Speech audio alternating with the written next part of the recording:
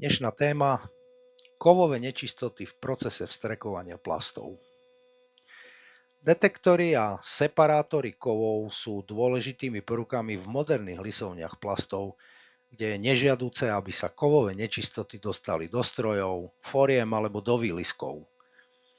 V lisovni je táto ochrana vstrekovacieho lisu a formy spojená aj s potrebou zvyšovania produktivity a využiteľnosti strojov, so zvyšovaním úrovne automatizácie, politikou ľudských zdrojov a optimalizáciou procesov.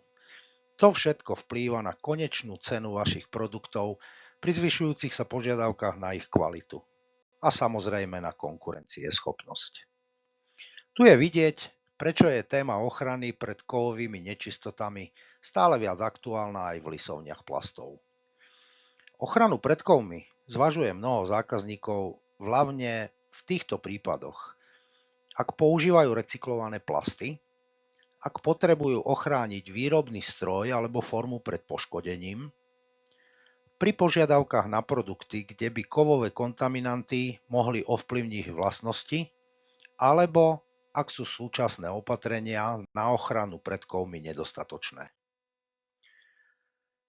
Rozhodujúce je, aby systém ochrany pred kovmi bol správne umiestnený a aby bol schopný efektívne zachytávať nečistoty predtým, než spôsobia problémy.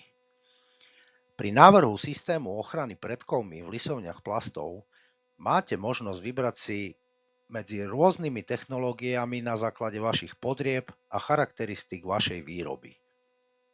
Rozhodovanie o tom, či použiť magnety alebo detektory všetkých kovov, prípadne ich kombináciu, závisí od viacerých faktorov.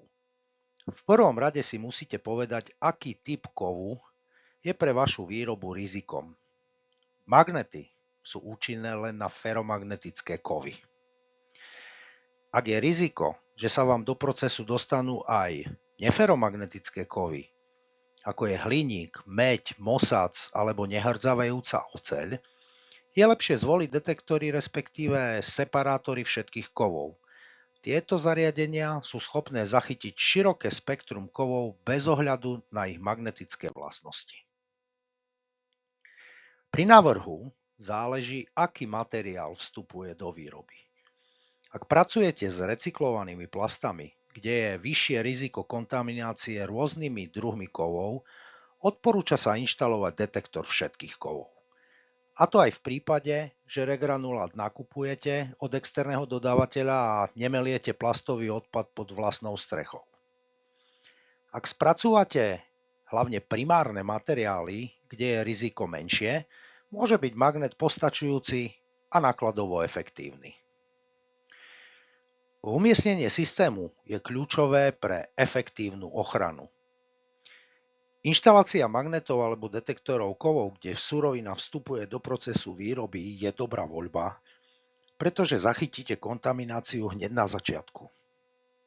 Najčastejšie miesto inštalácie detektorov alebo magnetov je vstup do stroja. Môže ísť napríklad o magnet umiestnený priamo pod nasávačom alebo detektor kovov namontovaný nad vstupom do vstrekovacej komory lisu. Ochrana pred kovom môže byť umiestnená napríklad aj na vstupe do mlyna alebo na výstupe z neho pod cyklónom. Tým zabezpečíte, že sa ani po fáze drtenia nedostanú do procesu kovové nečistoty. Takéto riešenie sa využíva hlavne v prípadoch, kde je proces toku výliskov otvorený. Pri návrhu sa zvažujú samozrejme aj vstupné náklady a otázky ďalšej starostlivosti. Zaradenie magnetov je spravidla lacnejšie. Magnety si vyžadujú minimálnu údržbu, potrebujú však pravidelné čistenie, kontrolu a školenie obslužného personálu. Doporučuje sa aj kontrola sily magnetov.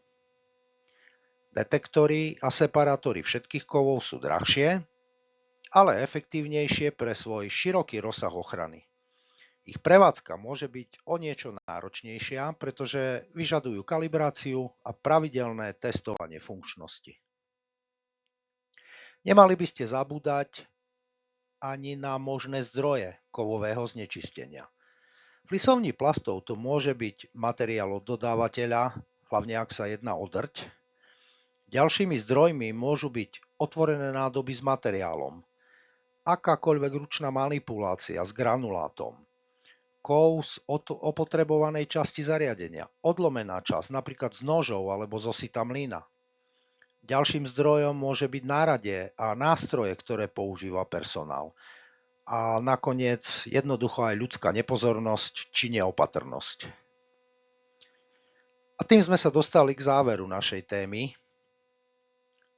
Odpovedzte si na otázky. Aké kovy sú pre našu výrobu rizikom? Aké sú riziká prípadnej kontaminácie a aké by boli jej dôsledky? Kde sú naše kritické miesta? Aké sú naše súčasné opatrenia? Sú dostatočne účinné? Je náš systém ochrany dostatočne efektívny? A moje odporúčanie? Riešenie by malo pokrývať celý váš výrobný proces. Od naskladenia materiálu, cez nasávanie, prípadnú montáž, až po zabalenie výliskov. Využite poradenské služby a svoj návrh systému ochrany pred kovmi skonzultujte. Na záver trochu marketingovej stratégie. Efektívna eliminácia kovových nečistôt nielenže chráni vaše stroje a formy, ale tiež prispieva k celkovému znižovaniu plastového odpadu. Tým podporujete a dbáte na to, aby boli vaše výrobné procesy udržateľné.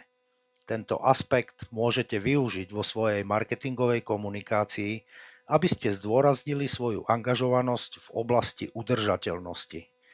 Toto môže byť ďalšou z vašich konkurenčných výhod. Ďakujem za váš čas, prajem vám pekný deň.